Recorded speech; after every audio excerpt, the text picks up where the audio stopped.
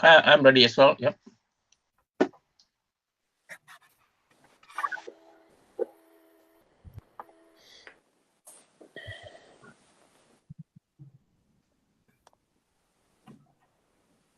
Good evening, everyone. My name is Prabha Shetty. I am the chair of the project board within KREC, that's Kingston Race and Equalities Council, and I take an overall responsibility for all the events and projects that we organize, like Kingston Carnival, the Bike Across Cultures event, Black History events, and various other awareness-raising events and projects like this one. I wear a number of hats, as volunteering has become a full-time job for me since I retired about 5 years ago from my job with RBK as team manager in the Disabled Children's team. I am chair of an organization called MILAP, which is a multicultural day center for older people. I'm a trustee of Global Arts Kingston, and I'm a critical friend for the police as I do independent custody visiting. I'm on the independent advisory group, Safer Neighborhood Board. And I won't bore you with lots of details about myself or the other groups that I support. But I was going to make a plug that if you are interested, you could, I think the Darling magazine and the Time and Leisure magazine had done a write-up about my contributions to our community, which they thought might inspire other BAME women. But I'm saying the jury's out on this, and it's a matter of opinion, obviously. I am passionate about social justice and equality for all people, regardless of their ethnicity, ability, race, religion, gender, and other characteristics. I have spent several decades of my life as an activist and an advocate fighting for people's rights. The format for this event is not set in stone, but I hope to give a brief account of why we are doing it, what we are going to discuss, and how this is relevant to us in Kingston. I think my co-chair, Councillor Thai Thailand, who is the real expert and the lead for the BLM motion, will introduce himself. The rest of the delegates will also introduce themselves and their connection or their interest in this event. Very succinctly, I'm saying, but I'm sure you will have enough time. We envisage spending most of the evening answering as many of the questions that we have been sent by the public. There will be a slot for questions from live viewers at the end. We may not be able to answer all the questions today, but we are happy to send written messages to the others. We intend to finish at 8 o'clock sharp. Now, I'll give you a brief account of why we are doing this. This year, a number of issues, including the murder of George Floyd in America, caused a lot of discontent among Black, Asian, and minority ethnic communities. This resulted in a lot of demonstrations under the banner of Black Lives Matter. This was also a result of Black communities feeling that they received disproportionate attention from the police forces around the UK, and that issues such as racial profiling and stop and search were misused against them. RBK felt a strong need to take action to support BAME communities, and after discussion, a joint statement between KREC and RBK to show that racism and discrimination were not acceptable anywhere in the world, but especially not in Kingston. RBK worked with KREC and became the first and possibly the only local authority to fly a Black Lives Matter flag on top of the Guildhall. It went further by taking a Black Lives Matter motion to full council, which Councillor Thailand will talk about. Now, how KREC and RBK are linked. We've done a lot of collaborative work together. The most successful of our collaboration and our partnership has been Kingston Carnival, which celebrates the diversity, culture, and inclusivity, which we share and promote what is good about the Royal Borough of Kingston. RBK has supported KREC to do the work that is so important. KREC is the only Race and Equalities Council in South London and is one of very few in the UK. In the past, every local authority had an REC, but funding cuts from government meant a lot of them closed. Now, what we are going to discuss, this is the last in a series of race equality, Black Lives Matter monthly events that we have been doing since September 2020. Tonight, with the help from our partners under the topic, let's talk about race equality. We've decided to look at racial equality in relation to disability and gender. We will review the effectiveness and the outcomes achieved from all the events we've had and decide whether we continue it next year, looking at other areas that may be of interest to our residents. Why these issues are relevant to Kingston, to all of us in Kingston. We feel these issues are relevant and important because we do not know, for example, whether there is racism in the organizations which exist in Kingston. For example, how many staff do RBK, Kingston, RBK, the Kingston Police, Kingston Hospital, Kingston University, etc., employ. And if there is a need, to stamp it out, if there is obviously any racism or prejudice. We've got the leader of the council, Councillor Caroline Kerr, with us, who I'm sure will want to add, besides the introductions that she's doing. I'm sure Councillor Kerr would like to say a bit more about it. I am now going to pass it on to Councillor Thailand, and I'm going to call you Thai from now on because it's taking up too much time. So if that is okay with you, I'll refer to you as Thai. So could you please introduce yourself?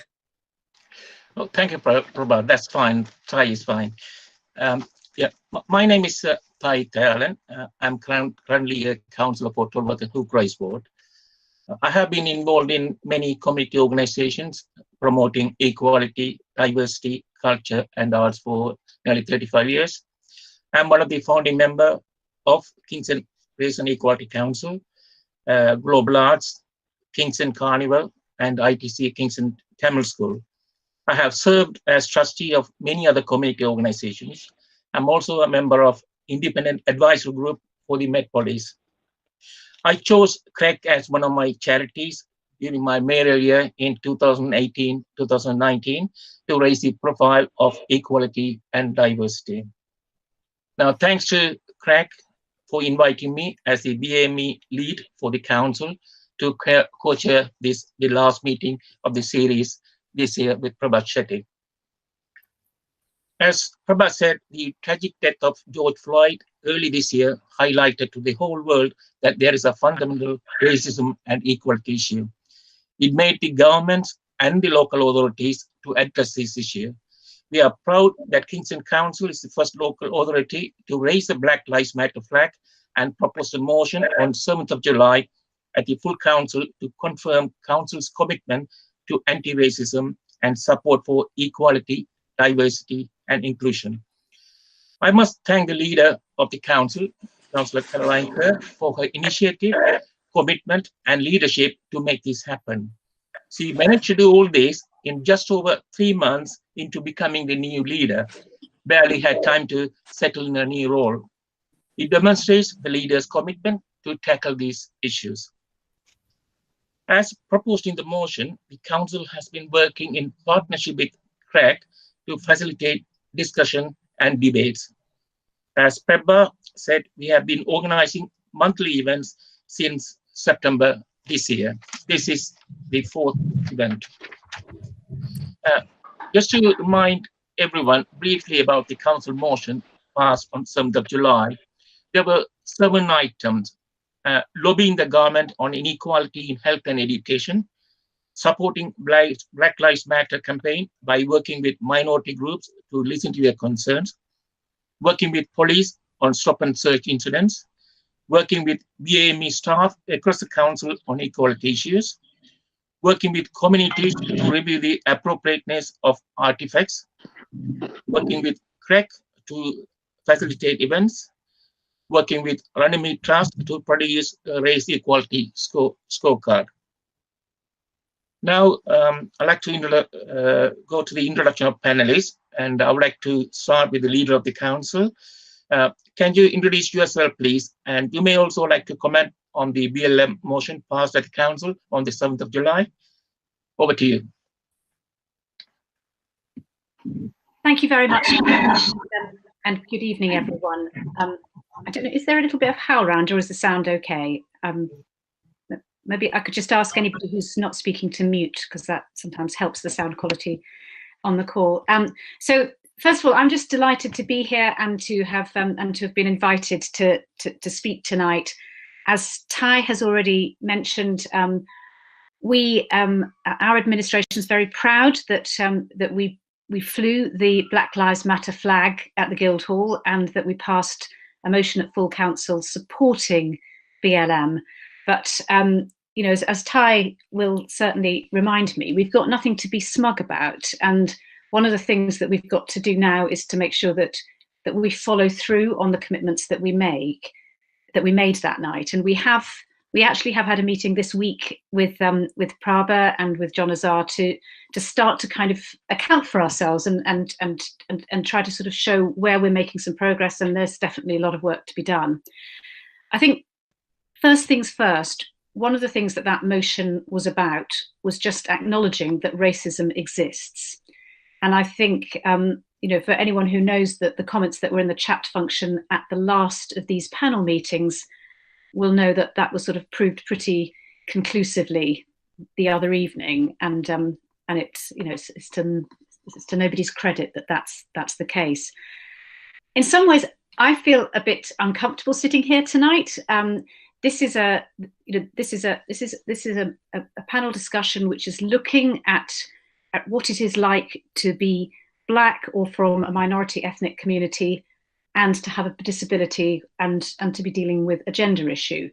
And it's you know, it's pretty obvious that I am white and I don't have the experience that a Black person or somebody from an ethnic minority background would have. I have not lived that life. I don't have that lived experience. And I also do not have a disability. And I'm very aware that that means that there are many things that I probably am missing that I don't know about. I am a woman, I do have that. And I was thinking about this in advance and thinking, you know, there are a lot of moments as a woman when you'll kind of catch the eye of another woman and you'll kind of instinctively just spot something that perhaps the men in the room haven't spotted. You know, a moment when somebody's being patronized or being talked down to or being talked over, and you just spot it, that little moment of sexism. And what it struck me as likely was that as a white person, I'm in that privileged position, and much of what's going on in other communities is invisible to me.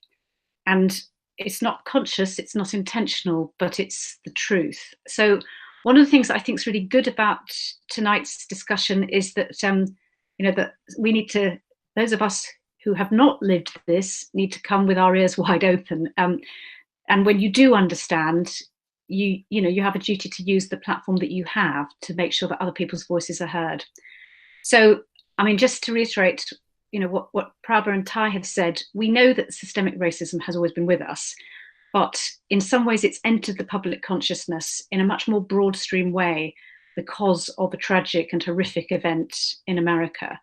And if something good comes out of that, then obviously we'll all rejoice in that. And, you know, I think the fact that we're meeting tonight is one little bit of that good.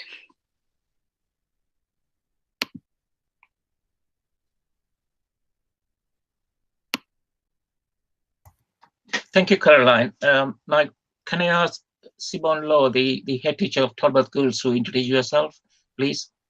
Good evening, everybody. As Ty said, I'm the head teacher at Talbot Girls School, and I'm just echoing what the leader of the council just said as well, being a white woman. And I do think I've got a slightly different story in that I'm a white woman with Irish parents who came over in the 60s. So there is a story to my life, which I think some of you will recognise and empathise with, but I don't need to share that this evening. But I represent 1,400 students in Tolworth area, but our catchment area is quite broad, predominantly girls, which is quite fitting for this evening. And we do have students who are disabled as well. And we do have, as you can imagine, predominantly an awful lot of women. And so I suppose I'm their voice. And I'm really delighted to be here tonight to speak about things that I see, things that I experience. But equally, I can't walk in some of the shoes of my students. But it's interesting to speak to the girls and to have experienced things since the Black Lives Matters and what happened with George Floyd in America, and to see their interpretation and their understanding of the events. And that has made a significant impact on what we do as a school in terms of education.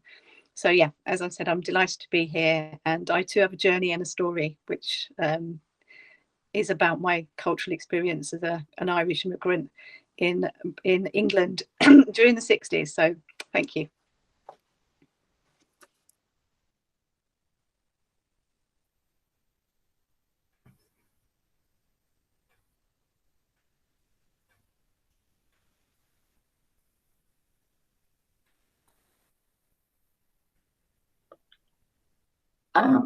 Excuse me.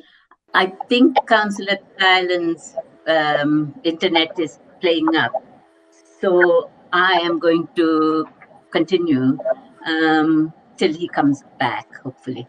I think the next person we'd like to ask, to introduce yourself, Hamid. Would you like to introduce yourself? Yes, of course. Good evening, everyone, and thank you for the introduction prior into the event. My name is Hamid Ahmed, and I am a Senior Commissioner within the Adult Social Services Commissioning team. It's a real privilege to be here, and thank you for the invite.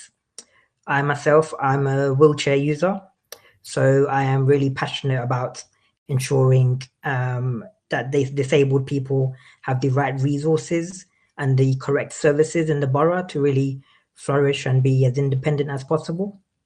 So yeah, pleasure to be here. Thank you, Hamid. I think, can I go to Jason? Can you introduce yourself, please?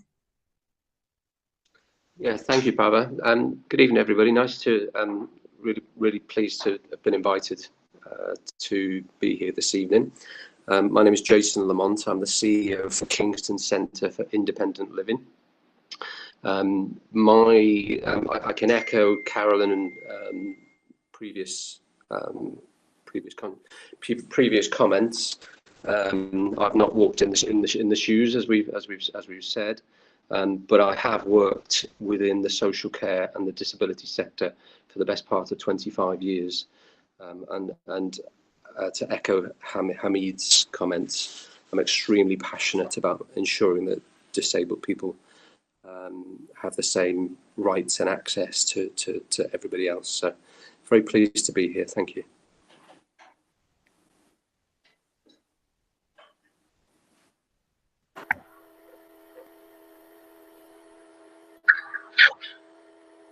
CT, introduce yourself, please. Sorry, my internet connection dropped for a bit. I'm just back on.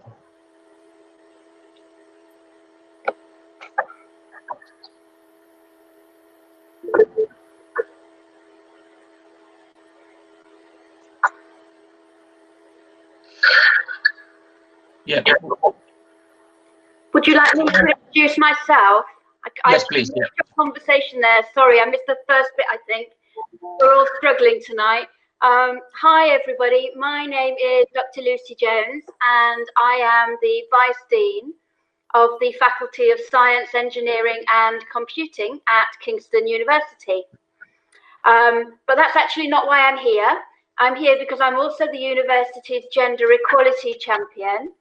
And I also look after a number of programs such as Aurora, which is our female leadership program that we partake in every year. And I'm also the director of our STEM outreach facility. And I am absolutely passionate about not only ensuring that all young people have the opportunity to experience higher education, but particularly in supporting girls into technology-based disciplines.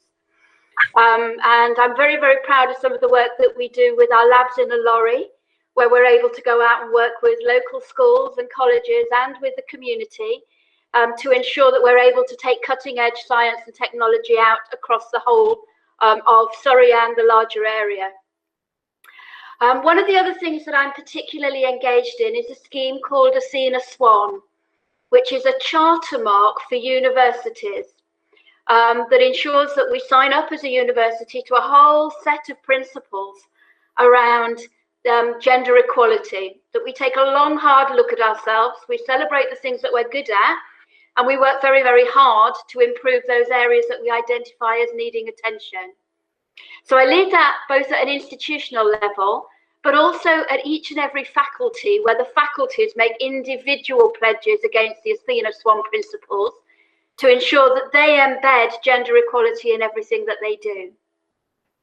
I was also part of the Kingston University Race Equality Charter Mark that we were awarded relatively recently. And I am particularly interested in where those intersections actually bring additional disadvantage and additional challenges that sometimes we're quite slow to pick up on and recognise. So again, I'm the third white woman on the panel tonight. So I want to apologise for that, but that's probably not appropriate. But equally, I think we all have our own stories. And being a senior member of staff at Kingston University, which prides itself on the diversity and the backgrounds of our student community, I'm really, really keen to be here tonight to listen and to learn as much as I possibly can about some of the challenges that we need to face together in Kingston. Thank you very much. Now, I would like to hand over to Prabha to start asking the questions. Thanks, Thai. Before I start asking the questions, I need to confirm to all three of you ladies who said you're white and so you didn't feel it is absolutely imperative, I think, that you know, we all learn from different perspectives. You don't always have to be in somebody's shoes to have empathy or to have an understanding. So you are very, very, you know, important to this panel. So thank you for accepting. Now, my first question is, how do the disability needs of BAME residents differ from those from a non-BAME background? Now, please, I'm not making any judgments, but I'm going to ask a couple of people, and then, of course, the rest of you will also get the chance, but it might seem obvious. But can I ask Hamid to give us your comments, your opinion on this? Yes, of course, Prabha. Thank you very much for the question. I think this is a huge topic, and one of the main things that differ for non-BME background people compared to BME residents is communication and language difficulties, as this is one of the major issues. For older people and recent migrants especially, limited spoken English is a considerable barrier to full services and being able to access those full services. Many people have reported difficulties in understanding the technical, medical, and bureaucratic languages. This leads to difficulties such as household poverty, as disabled BME residents are not able to access the correct benefits that are available to them within the system. There is a statistic from the National Council that nearly half of all minority ethnic disabled people live in household poverty, compared to 1 in 5 of the population as a whole. This is where our important community groups commissioned by the Royal Borough of Kingston come in, and these organisations include Refugee Action Kingston, MILAP, Learn English at Home, and various other organisations within Kingston as well, who really help us by ensuring those hard to reach vulnerable groups within Kingston are supported and the access is available to the correct services within the borough. Less than 4 in 10 BME disabled working age people are in employment. And we ask ourselves, why is that? And we really need to knock it down on why BME disabled people find it harder to source employment. This leads me into the subject of stigma. Many BME disabled people have reported experiencing stigma and felt that it remains particularly acute within some ethnic minority communities. Is this the barrier that diminishes confidence of the BME disabled people, where they are not able to apply for jobs as they do not feel supported in that area? There is a notion in some communities that disabled people need to be looked after for their whole lives and, really struggle to find a job or live independently. This can be overcome by having some role models within the community who live independent lives and are in employment, to show families that it can be done, and disabled BME people can live independent lives as well. We also need to ensure that disabled people have the support and services that allow them to gain skills and find employment within the borough. And to encourage this, we have commissioned many services within Kingston, such as advocacy groups, to ensure people have the right support to access benefits and opportunities within the area. And as I have touched on before, locally, we are supporting BME organizations to build better working links with local agencies to create more personalized, a more knowledgeable offer within the Royal Borough of Kingston. Thank you. Thanks, Hamid. Can I go to Jason? Could you give us, obviously you work with a lot of disabled people, so obviously BAME and non-BAME. So can you give us, some guidance about why you think it is? I can only really echo what Hamid has just said. He's actually covered it perfectly. But one issue that that I've seen over the years is that sometimes there are communication problems with professionals and with sort of senior people within say the social services or the NHS, and often there's a lack of confidence working with those professionals, or there's a feeling that professionals can sometimes be patronizing or lacking in cultural understanding. On a personal level, I've worked with many local authorities over the years, and I've certainly seen. I worked with the Somali community in East London, and we recruited Somali-speaking staff to work in the charity, so that we could get the communication across. So it's a very difficult subject. Thank you for your contribution. As Jason said, Hamid was pretty comprehensive with his information, so that will help us a lot. But I would still like to open it to the other panelists. Would anybody like to add any? Councillor Kerr, please go ahead. I just wanted to sort of share a story of one of the residents in my ward, because I thought, when I was thinking about this question, I really thought about her.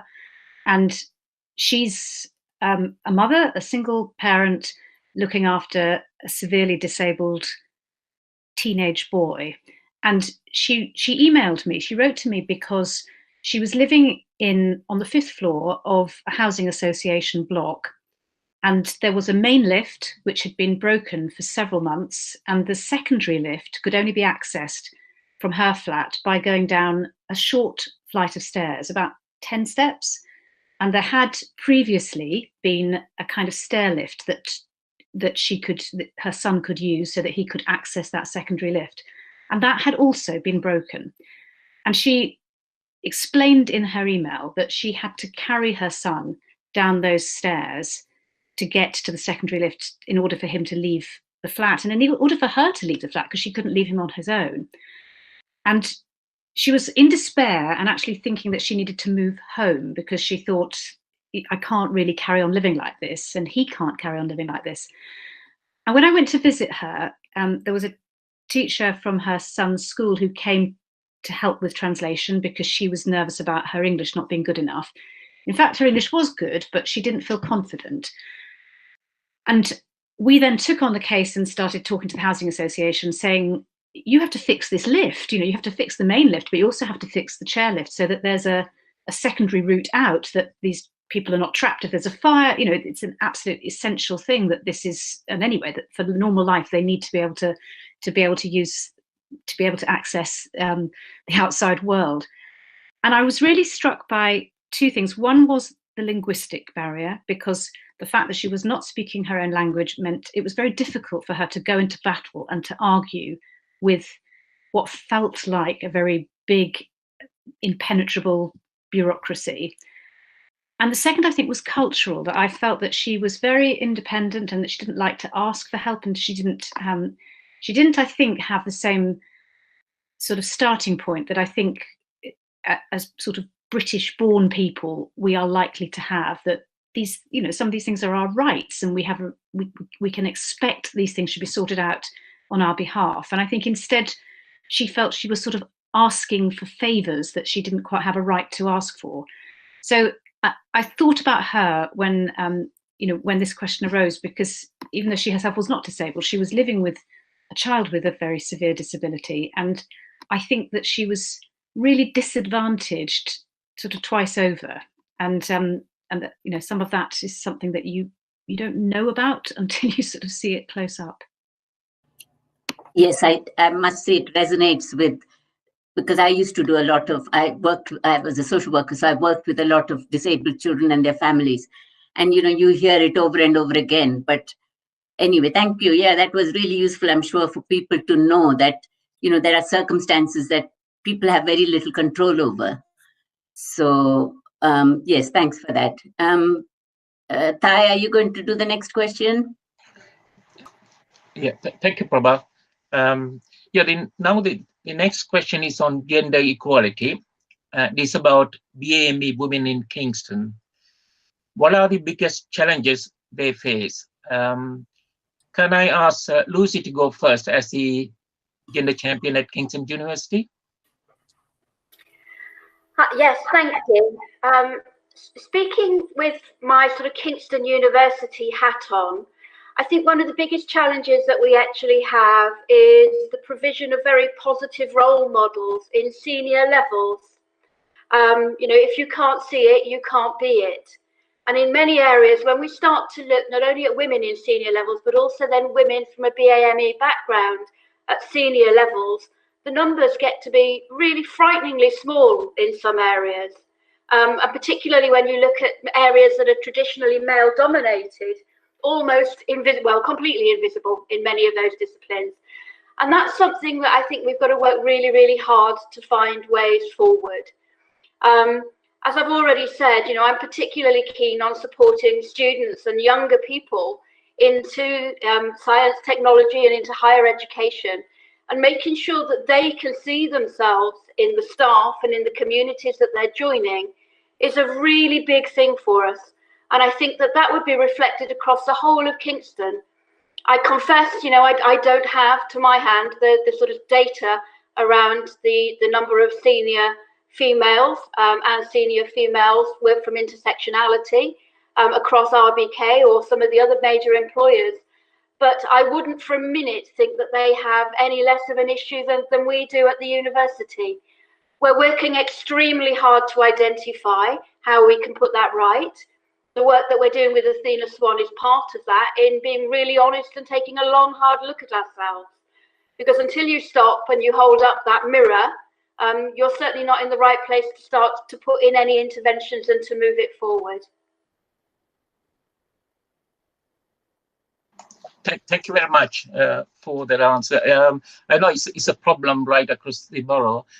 Can I ask Simone to come in next, her experience as the head of Fuller Girls' School? I agree with what you're saying about, you know, role models for our students. And I also have many conversations with our young women and young men about what they want to be when they leave school. And I do believe it's a cultural thing as well, because most of our BAME students want to go on to do sort of the expected jobs from their families. So they want to be lawyers or doctors or,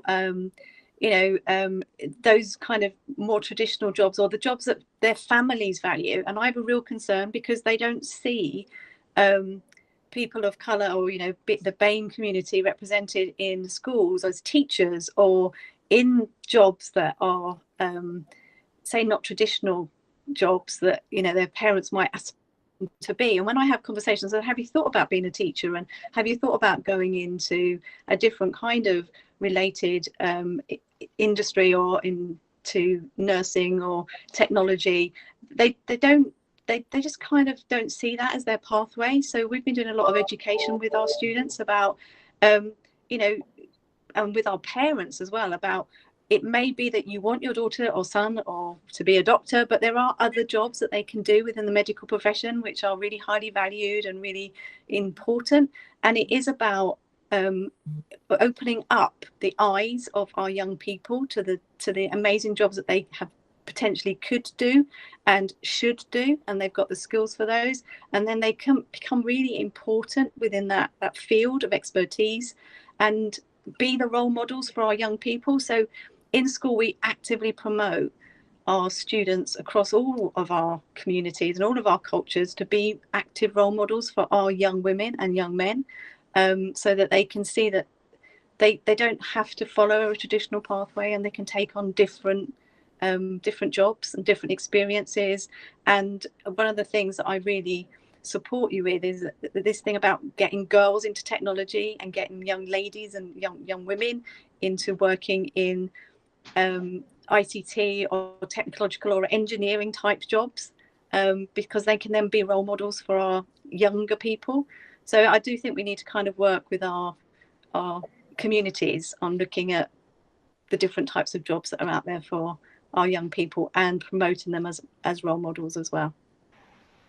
Well, thank you very much. I kind of resonate with that. I mean, my daughter is doctor as well, and I wanted our children, particularly within our community, to be doctors or engineers or lawyers, as you said. But things are changing. You know, the mindset of our community is changing. Now we are seeing lots of people going to different fields, into politics, as well. So that's encouraging. Caroline, would you like to add anything to it? Thank you, Ty. Well, I would reiterate, what Siobhan and Lucy have said about role models. Really important. In terms of the biggest challenges for BAME women in Kingston, I suspect that they are the challenges that for BAME women all over the country, really. And they vary. They vary. Our communities are so different, aren't they? So, there are those girls whose parents are expecting them to be doctors, and then in other communities there are young girls who are underachieving in education and whose employment opportunities seem to be quite limited, and who may lack confidence and face cultural barriers and maybe even health inequalities that kind of hold them back. And I think there is racism everywhere, and in some cases I think young women young women from a BAME background may find themselves more visible perhaps than the young men. I mean, I think, for instance, of women wearing a scarf or Sikh women who cover their heads, who might find themselves more the target of kind of racism out on the street than their male counterparts, because there is something visible there that for those people who find that a challenge, that who will scapegoat them, that's something very kind of easy to spot, and something that may make them victims of overt racism. And I think we saw after the Brexit vote that racism rose, and I think in times of crisis, when particularly when the economy is not thriving, there is always a greater risk of that. And we've got COVID, and we've got the aftermath of COVID to come, as well as right now bracing ourselves for possibly a no-deal Brexit. That we've got to be ready. We've got to be ready for the fact that very sadly that might very well mean that there is more racism in our society than there was a few years ago. Thank you very much. Now to the next question. Can I ask Prabha to ask a question, please?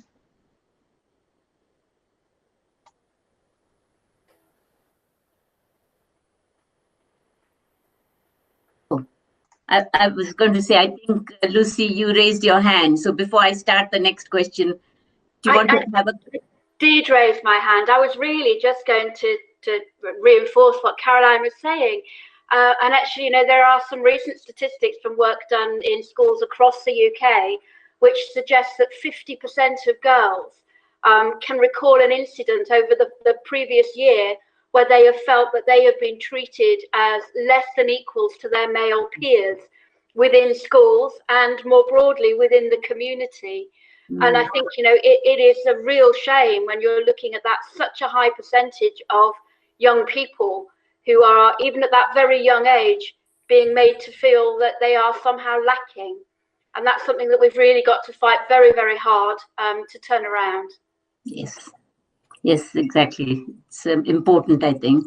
If I now go to the next question, actually, some of it might be a bit of a not repetition, but we've had some information from our panelists already. But I will ask the question in case something else comes up. Now, the second question we have not dealt with, I don't think, but Hamid touched on bits of people's perception. So the second question is, what is the impact of the perception that disability support is a handout or a charity, and so is only for people on very low incomes? Quite a number of BAME people seem to have that notion about it. So I was going to say, Hamid, do you have any thoughts on it, seeing as you've been brought up in a BAME, whatever family?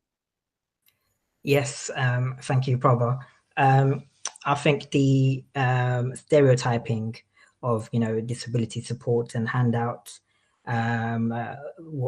being perceived as handout, is very damaging to all disabled people, and it undermines the security that the benefit system or the welfare system is supposed to provide.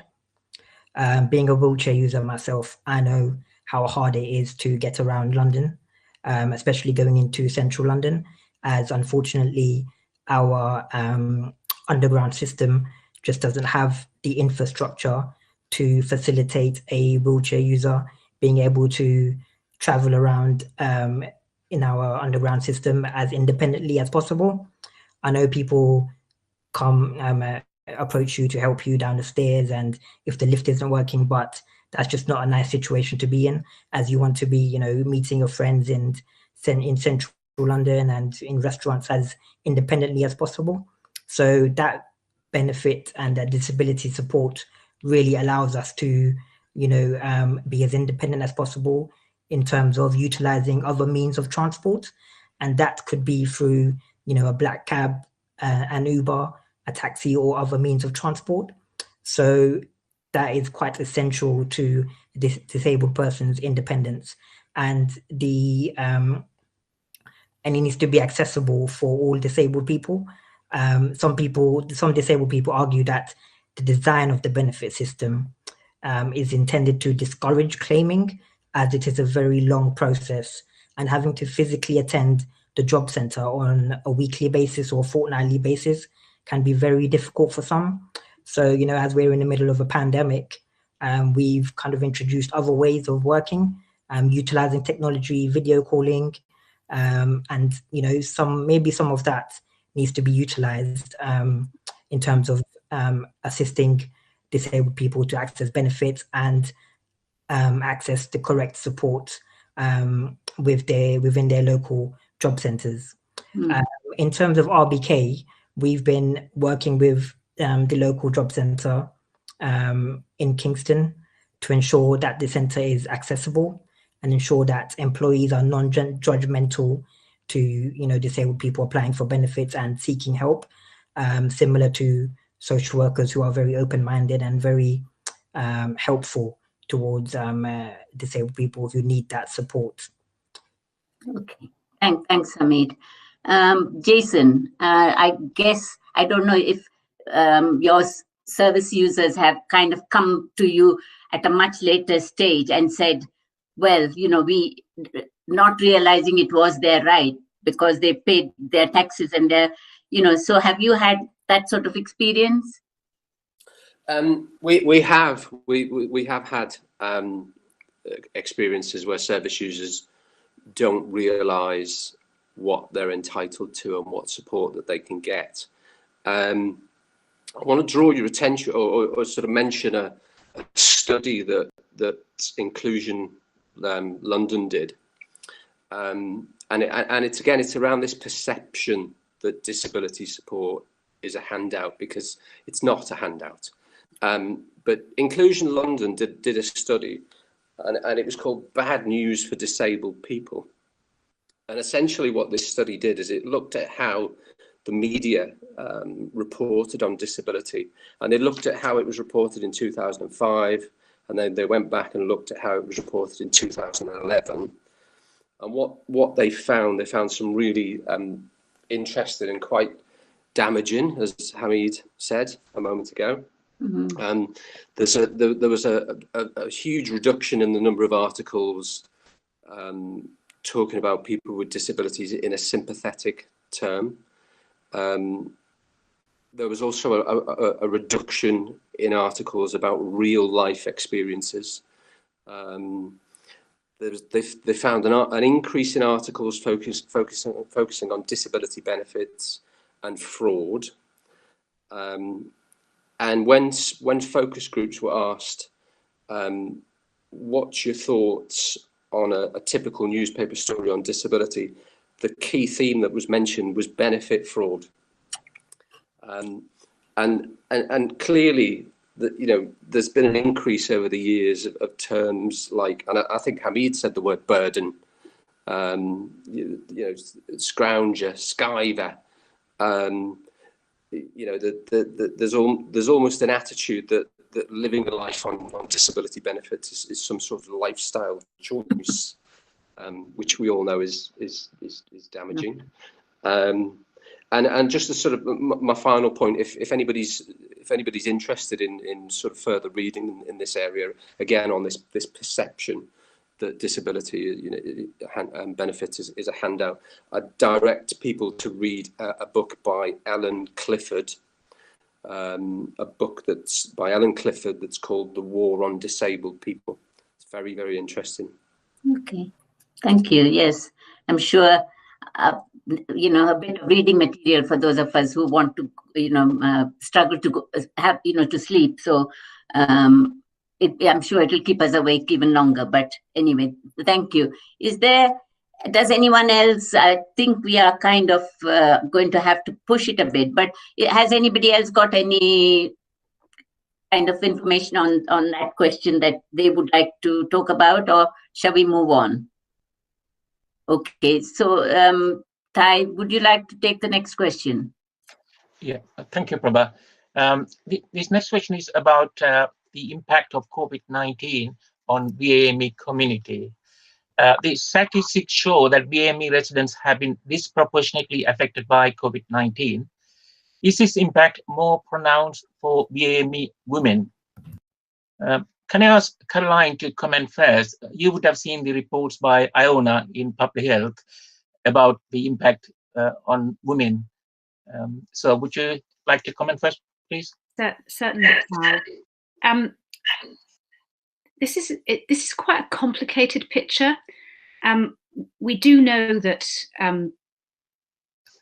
across the board nationally, that when you look at the different demographics and who was most badly affected, that if you look at deaths, for instance, it was higher in men than in women. It was higher for those living in more deprived areas, and it was higher, as we all know, for BAME groups. It was for women, it tended to be to do with occupations, and there was a greater risk of death if you were working in social care, and we know that many women and many women from Black and minority ethnic communities do work in social care, both as care workers and as home carers. Also, if you're working in sales, if you're working as a shop assistant, that was a job that kind of put you more at risk. I have to say, I have asked the question about whether here in Kingston we know whether, and not even looking at it from a gender perspective, but whether we know if there has been an increased impact on our Black and minority ethnic community compared with our white ethnic community. And actually, we just don't really have the data to support that. In fact, I was originally told there isn't really any evidence of it. So I thought, well, that's curious. It seems like there's not such a big problem for us in Kingston. But actually digging a bit deeper, it seems it's not really that there isn't any evidence because it definitely hasn't happened. There just isn't the data. We haven't yet gathered that data or had a chance to sort of have enough information to be able to really judge it. So I am still, if I'm honest, not sure locally how bad it has been. But I think it's a lot of it is to do with the job that you do. And, you know, incidentally, for men who were most severely affected, it was also those who worked in care homes and as home carers. Mm-hmm. Thank you, Caroline. Yeah, it's women who mostly work on the care industry, care health sector anyway. So that probably shows it affects the BME women more. Lucy, would you like to comment on it and on the university perspective? Yeah, I can. I think we've been doing quite a lot of pulse surveys throughout the last few months of all of our staff. And rather than sort of focusing, as Caroline's given us a very good overview of the sort of the health scenario, I think it's about some of the broader implications of the pandemic and the effect that it's had on communities as a whole. But if you look across the higher education sector, and I think it's mirrored by reports from people like the Fawcett Group and LSE have done some work on this. Again, there's increased anxiety around debt and job security, and that's probably most heightened in females from a BAME background. And there's been quite a lot of work done looking at those sort of knock-on effects as a result of this.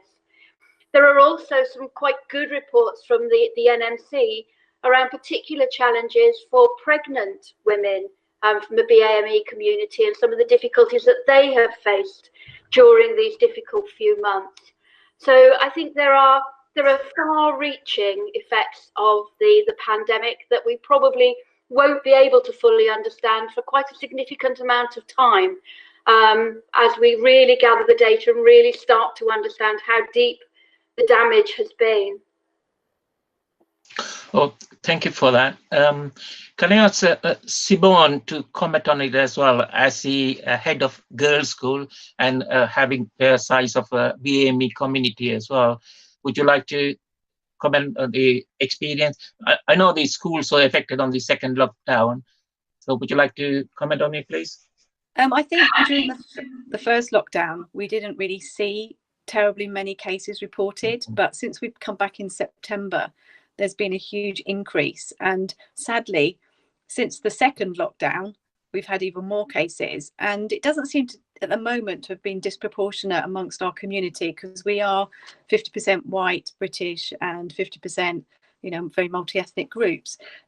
What I have noticed, though, is a number of parents, particularly from our BAME community, who have decided to keep their children at home and are isolating with their families, because they could be potentially be shielding because they have underlying medical issues, or because they are so concerned about the effect on themselves, because BAME, as we know, BAME communities have been more affected.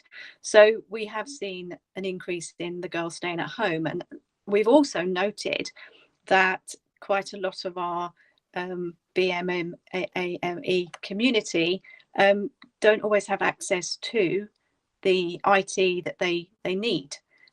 So as a result of that, we've had to do a lot of work with our students who are working from home and their families who are keeping them at home, to make sure that they're accessing the education and the gap doesn't widen and they're actually keeping in contact with school. And I do know, Tay, that, you know, the Tamil schools had to stop, which is such a shame, because it is so, you know, it's so amazing to see that happen on a Saturday school, and that's had a massive impact on the cultural kind of education of our Tamil community within school. So I do think that it has had an effect, but in terms of cases, not so much. In terms of impact on families, I do think that our BAME community, as I've said, have really struggled and are being incredibly cautious and careful as we're moving forward. So yeah. Yeah, thank you very much. Yeah, our children and the parents miss the Tamil school on Saturdays. We are looking forward to probably come back after Easter next year. Is there anybody else on the panel wants to comment on at any further points? Yes, could I come in here, Councillor? Yeah, sure. Yes, Hamid. Yes. As touched on from our panel members, poverty and debt is a major concern for BME women at the moment, and there's been a recent report stating that BME women are struggling to make ends meet at the moment, and with the high death rates associated with BME clients, this has created anxiety about working outside of their homes as well in the future. So RBK have commissioned some services at the moment to assist with those anxiety levels. So we've commissioned contracts with various voluntary sector organizations to help with befriending services, active listening, low-level mental health issues as well. So our voluntary sector providers will be working with those groups to ensure that those anxiety levels are reduced in the future by doing whatever we can through the Kingston Together Hub. And just if I could just quickly make a point on the first question about what are the biggest challenges for BME women in Kingston. I think that our leaders have a big role to play within the UK and around the world to help overcome the challenges for BME women. The main challenge is around confidence as well. And I know some leaders around the world have kind of taken the opinion of and introducing laws to ban the hijab for some Muslim women in some countries. And I think we just need to show unity and peace and be kind to one another and to people of different backgrounds to ensure that we have the right tools for our women to be as confident as possible in every given situation. So I just wanted to highlight that point on the first question for BME women. Okay, thank you, Hamid. Over to you, Prabha.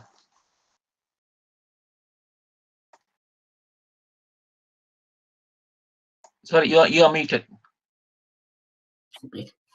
Yes, I was going to say that is the bane of my life at the moment, is muting and unmuting. I was saying that Lucy probably wanted to say a bit more, but can I please move on, because we've got several questions, and at the end, if we've got time, perhaps we can go back to some of those questions. My next question was, but I'm going to read out the question, but I think it has already been answered. I think Hamid's first answer probably told us, what we needed to know. It said, what can Kingston do to improve visibility and awareness of the support available for disabled BAME residents? And I think Hamid, as well as Lucy and Siobhan, have expressed what they think ought to be visible out there, for people to understand and realize. So I'll move on to the next question, which says, how does Kesel help to support the independence of disabled residents in Kingston, and how can the council better support its work? So over to you, Jason, seeing as you're the Kesel expert. Thank you for that question. I actually think one of my team might have planted this question for me. And certainly the second half of the question, which is how can the council better support Kesel's work? And as my commissioner is on the panel, Hamid, we could discuss that outside of this meeting. But Kesel has been working to support the independence of disabled residents since 1968. We are a member-led charity. We have several hundred members, many of whom have some form of disability. And we have approximately 250 service users in addition to our members that we provide direct payment support. And we also do some work with Achievement for Children, and also some work with the Southwest Clinical Commissioning Group to broker care packages for children with special educational needs and disabilities. One of the things that what we promote is what's called the social model of disability, and the social model holds that a person isn't disabled because of their impairment. They're not disabled because of their conditioning. It's actually it's what's around them. It's the physical barriers in society. It's the prejudice. It's the lack of access. It's almost a systemic exclusion that's all around us. I mean, we at Casel, we have an access and mobility committee made up of access experts and also members of RBK, we work to try and eliminate barriers for disabled residents. I'll answer the second question. Can the council better support our work? Well,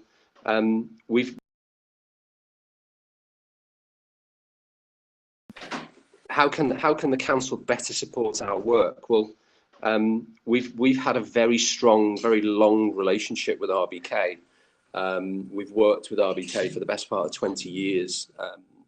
I haven't, obviously, but we've just recently, as Hamid mentioned earlier, we've set up the befriending service, which is low-level mental health support, and we're really keen to promote that as much as possible, because we do know that there's people that have struggled through the pandemic.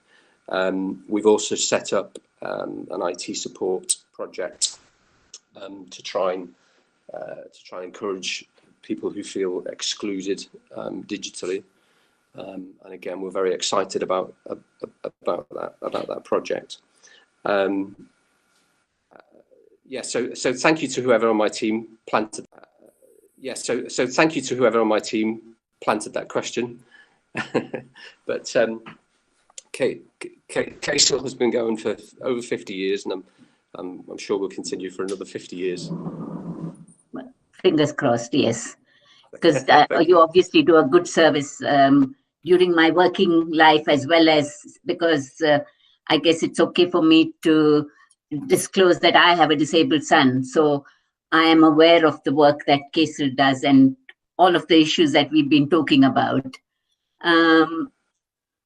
So I guess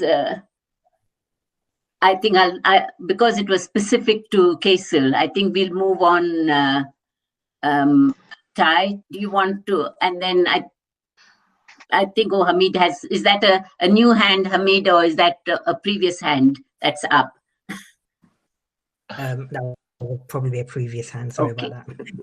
That's fine. So, Councillor Thailand, do you want to do the next question? Yeah, thank you, Prabha.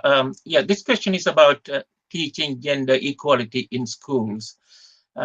Has the way pupils are taught about gender and equality changed significantly in the last few years? Do you need to teach it differently in an all-girls school? I think Sibon is better placed to answer this question first. We are conscious of the time, so if you all can be brief, please, that will help. Thank you. I think the teaching has definitely changed over a period of time, and I think that's due to the things that are the focus of the time. So when I was at school, it would have been about equality for women and equality of pay. And obviously we're still fighting for that, and equality of responsibility in key posts, but things have moved on. So the current work that we're doing with our students is about our BAME groups within our school, and making sure that our students have the right voice and have an understanding that with a voice comes responsibility, that you do have to have. And that's part of our responsibility, is to educate the girls and the young men that we have at school. and those who are transitioning and those who are fluid in their sexuality, to be able to stand confidently, to have the tools to ask the questions, and also to have an understanding that some of the answers may not be what they want and may not be in agreement with what they believe. So it's about empowering our young people to ask questions and to also understand that some of the answers can be quite uncomfortable. I think over the last few years, the difference is that the students are now driving most of the agendas, and they seem far more ahead of us in some respects, in what they want to know and what they want to know about. So we're working with our young people and their voices, and we're very quickly adapting our curriculum to kind of meet the needs that they've got. In an all-girls school, I think it's very easy to teach equality and diversity in an all-girls school, but I do think that we can't lose the voice of the male. And I always talk to our young people about the fact that, you know, we are women, we are important, that we have got a role, we have got to, you know, pursue our role, we have got to be the very best we can be, but that's not to sideline the men and the young men who are in our school community, that we have to value their role as well and value the equality that they have to have too. And I do think girls will ask you the most amazing questions. They will also dig deep into your soul, and they will be quite judgmental in some of the things that they suddenly decide, and you have to really move their thinking, because once they've made up their minds, sometimes they can be quite stubborn. And so you have, as I said, going back to, it's about the tools for the conversation. And it has definitely changed. I know the BLM agenda is really high, and our girls are really, really talking about that. And so we're doing a lot of work and with our student voice, and we're setting up a union where our students can voice their concerns, but also we can talk about the education. And one of the girls last week, and the reason I started, she said, because it isn't your fault, Mrs. Lowe, about what we get taught, it's the government's. And, you know, as much as we would love to teach certain things, unfortunately, you've got to get us through our GCSEs. So it's that they understand, and, you know, they talk to me often about their experiences, and we talk about other historical experiences as well. And we can't fit it all in, so we have to prioritise. But it is about giving them the voice, but the responsibility with that voice as well. And as I said, they are leading the agenda for us. And we are quickly catching up with them. So that's my experiences of teaching.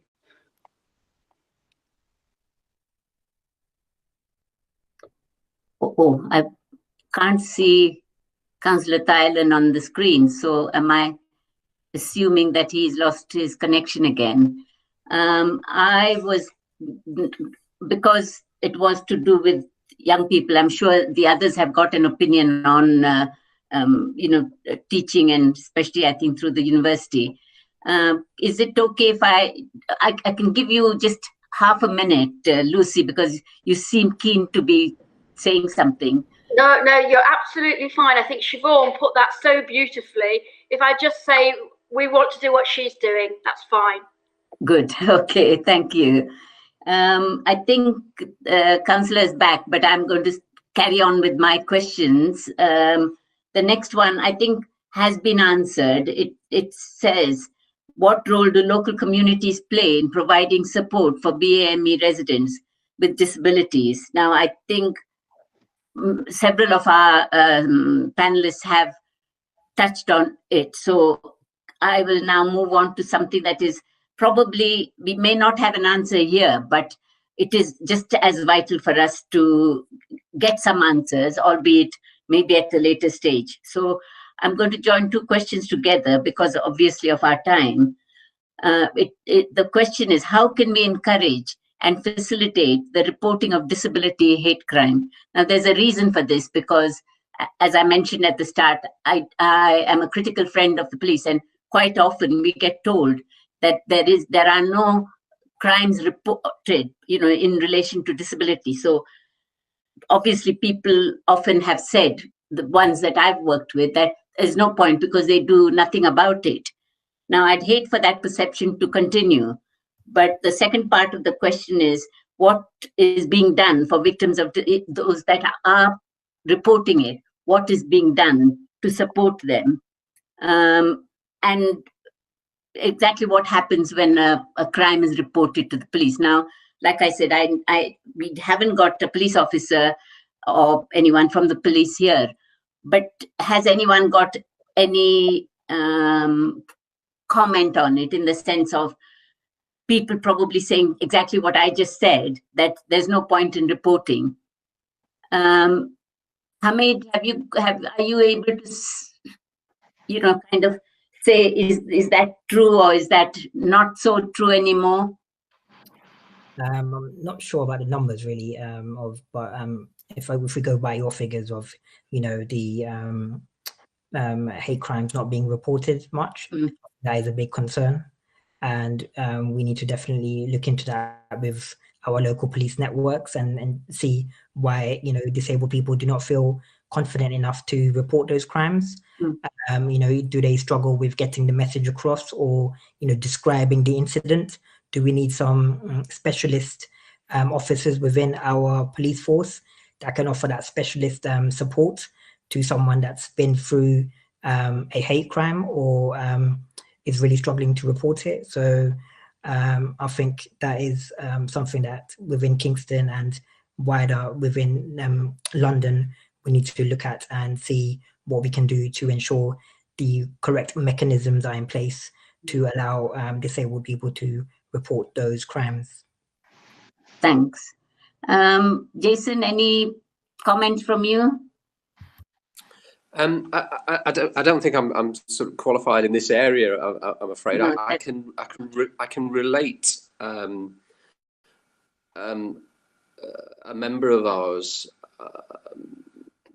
received disturbing messages on social media, and we spent a lot of time giving support to that person, because they felt obviously aggrieved and emotional and upset.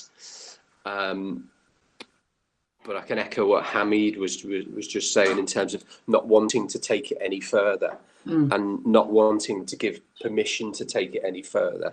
So it's almost as if it's definitely out there, but I don't think we know how much how sizable a problem it is. Yeah.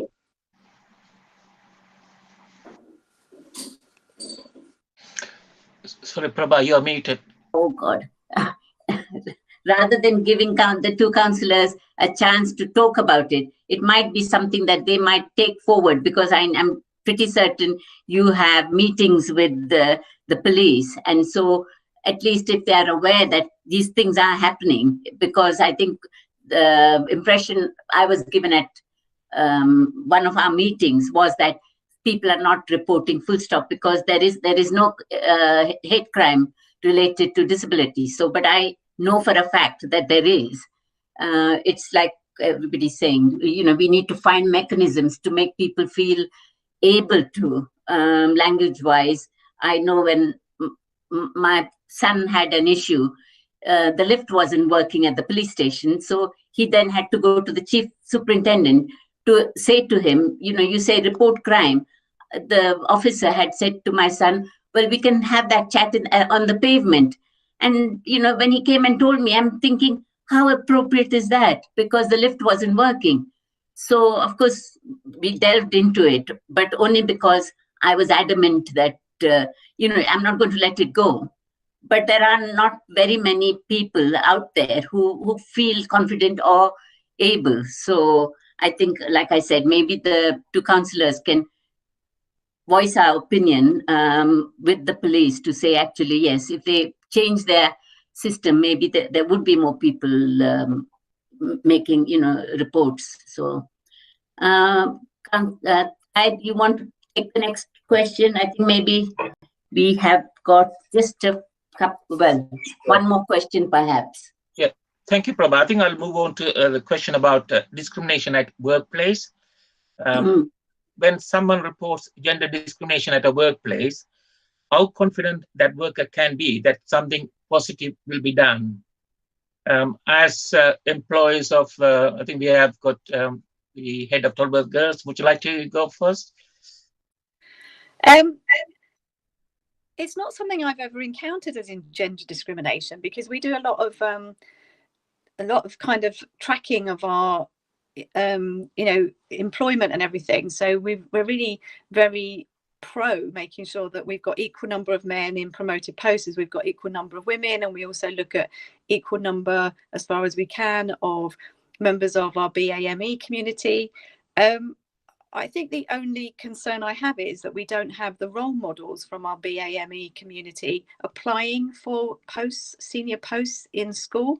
And I think that does come back to making sure that we encourage our BAME community to see teaching as a really, really amazing profession, and something that we should be encouraging our young people to be involved in. I mean, I would hope confidently, I don't know, I'm hoping as an employer that if somebody was to come or whistleblow and say there'd been a discriminatory issue, that we would deal with it, and it would be dealt with effectively, and it would be, according to the policy that we have at school. I've never had a gender discrimination. I've never had a discriminatory issue, so I'm not best placed to speak about it. But I do worry about having BAM community members as people of power within my school. And I think we need to do something radical. And I'm always talking to my young people about, you want to be head teacher. It's the best job in the world. Come and join me, be the head teacher. And our head girls, we have a girl who is from Poland, but with Black heritage. We have a girl who's from the Tamil community, and we have a girl from our white community. They're our head girls, and they are amazing role models, and I'm always asking them to be teachers because they are fantastic. But yeah, that's all I can say. Can I ask Caroline to go next on the council's perspective? Thank you, Ty. Well, I was actually drawing on sort of earlier experience in thinking about the response to this. I mean, like Siobhan, I haven't from the council position come across or been informed of a gender discrimination case at Kingston. But I was sort of just winding the clock back, because my career began as a television journalist at ITN, and I joined ITN in the mid-80s. And it was a very different time. And I think that behaviours that are now pretty banned, luckily, around, almost ubiquitously, were very, very much accepted. It was a very macho culture. When the whole Me Too movement started, and people talked about how in that more glamorous world of Hollywood, how many unwanted sexual advances there were, how appallingly women were often treated. I actually talked to some of my contemporaries at ITN, and there's almost nobody who hadn't experienced some of that. It was normal. And actually, what was shocking about it was that we didn't even talk to each other about it very much. Sometimes it was years later that you'd confide in another woman something that happened to you, and you'd think, oh gosh, that happened to you as well. I had no idea. But those sorts of experiences, I really, really hope that they are much, much less common for my daughter's generation than they were for mine. But I would absolutely expect that at Kingston Council, nobody would be afraid of coming forward, and that they would know that they'd get a hearing, and that they would know that it would be taken extremely seriously. So I think, sometimes we've got to kind of applaud the fact that there has been progress. Some things have got better. Not everything has, but some things have got better. And I think some of that behaviour that was tolerated and not discussed is just beyond the pale now. Okay, thank you, Caroline. Lucy, would you like to add your comments, please? And can you be brief, please? I'll be brief. I struggle with brief, but I'll be brief. I have had some experience of some discrimination and harassment cases over years and different institutions. But actually, in all cases, there have been quite firm policies in place within the workplace. It is taken very seriously. Colleagues are supported throughout the process. They are sometimes overly bureaucratic. These things often can be. But, you know, it's something that we at Kingston University keep under constant review. I am in a meeting next week reviewing our harassment and discrimination policies. So it's something we are very, very active and take great care over. Okay, thank you. Over to you, Prabha. I don't know whether we have got time for another question of you. I think we haven't actually got, because, well, I'll do one last one because it's Okay. kind of partially addressed, and that was about disproportionality of high mortality rate in BAME communities. What is being done? So I guess it is more to do also with the public health and the health service, but it was a question that was put forward. Any quick answer? Anyone? Just a minute. I think we've got. Can I take it really quickly? I mean, I know we talked about the figures earlier.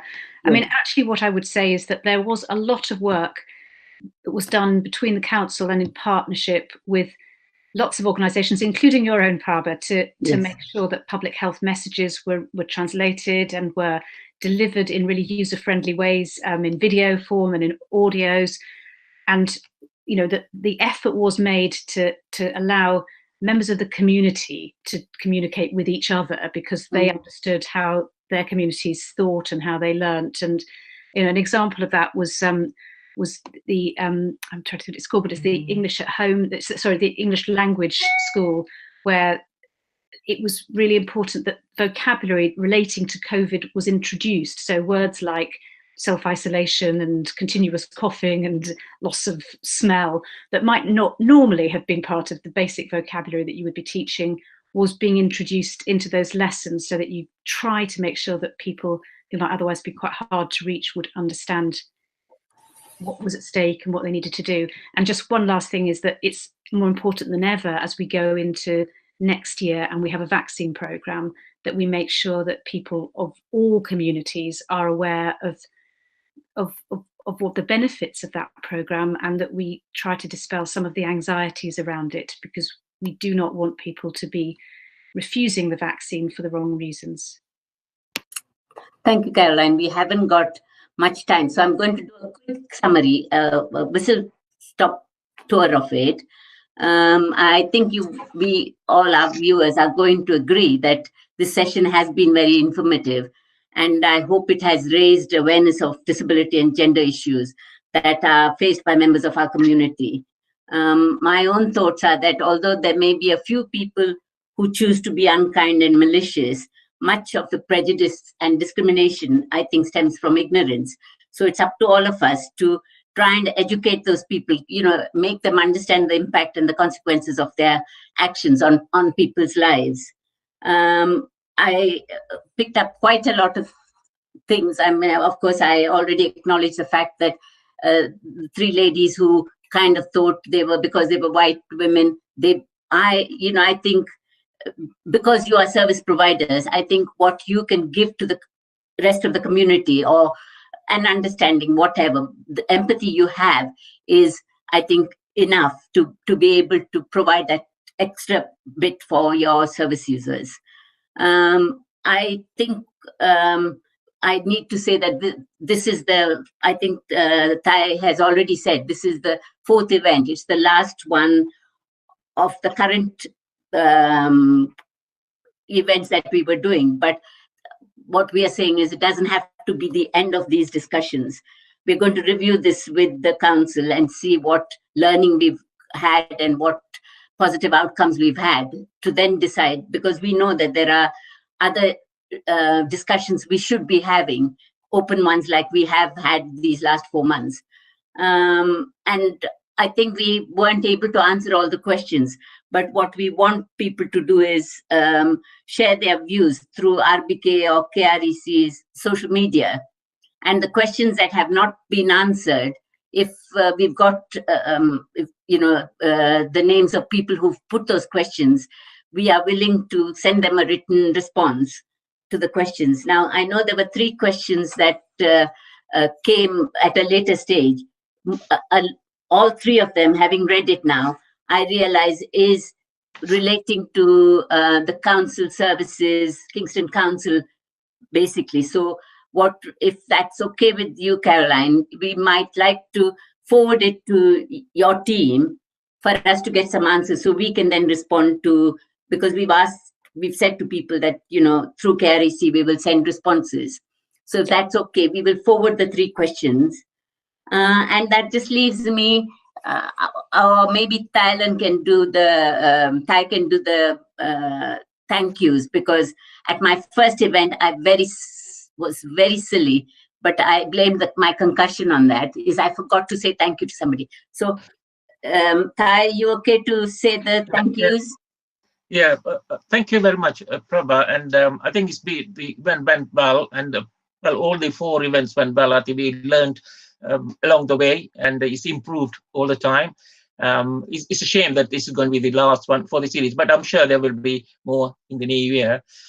First of all, can I thank the council, the leader of the council, Caroline Kerr, for all her, as I said in my introduction, she's the one who initiated the BLM motion. So I'd like to thank Caroline and for coming as a panelist as well. Thank you very much for all your help in this matter. And Sibon Law, the head teacher of Tolworth Girls' School, it's good to have someone presenting all the girls' school. So on the gender point of view, I think you covered lots of you provide lots of information. So thank you very much for your participation.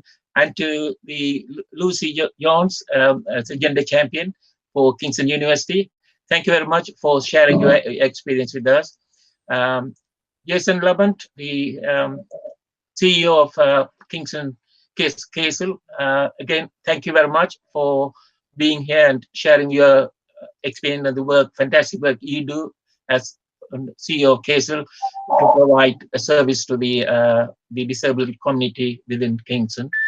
And to Hamid, thank you very much for everything you do as a staff of the council.